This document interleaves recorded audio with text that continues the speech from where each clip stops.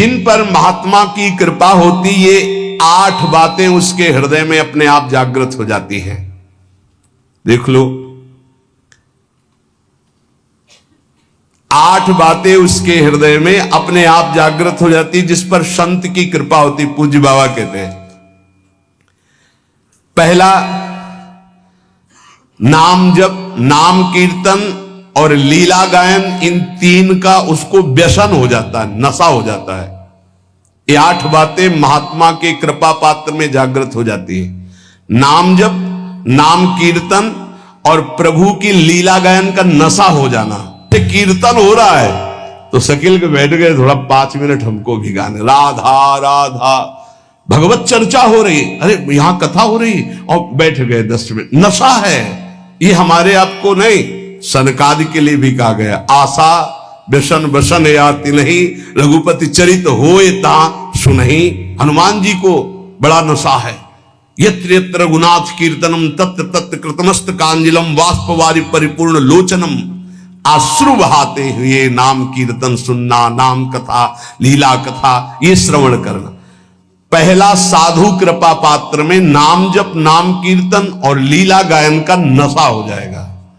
दूसरा, उसको साधु के दर्शन से ऐसा सुख होगा जैसे अपने प्रिय रिश्ते नातेदारों को अच्छा, आओ आओ आओ आओ, हृदय एकदम मालादित हो गया।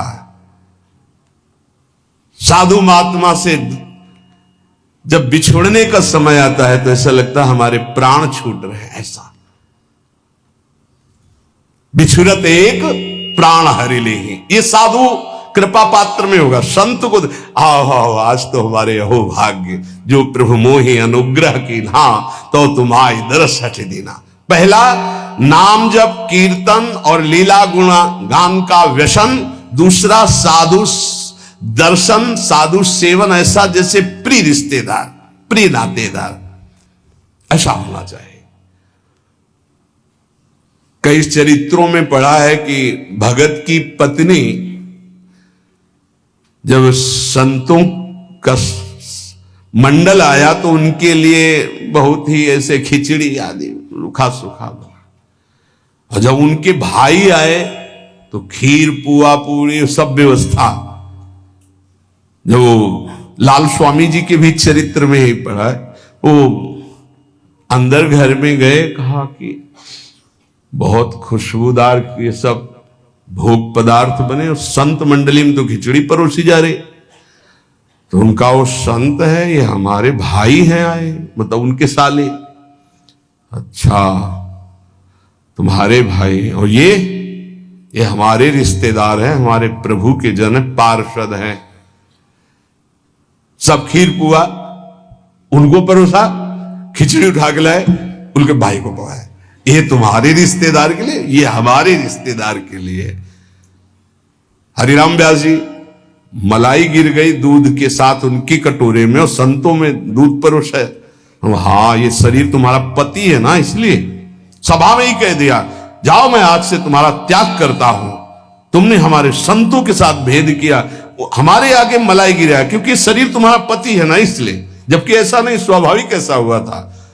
जब बहुत प्रार्थना की, कई दिन व्यतीत हो गए सेवा से बिलक, तब संतों के बीच में कहा कि अपने आभूषण बेच करके संत सेवा करें तो हम स्वीकार करें। संत ऐसे प्रिय लगे जैसे कोई सगा सनेही रिश्ता नाता जिनसे जुड़ा है, उनको देख और खूब उनके प्रति भाव, इस महात्मा की कृपा। तीसरा, सांसारिक चर्चा करने में बिल्कुल अरुचि होना। चौथा, महात्मा का कृपा पात्र कभी किसी की निंदा ना कर सकता है ना सुन सकता है।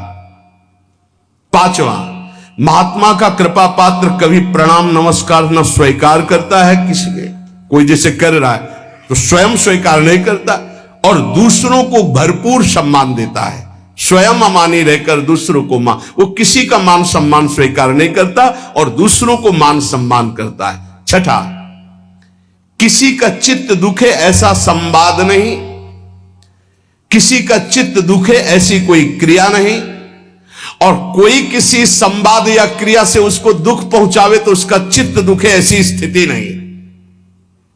सातवां,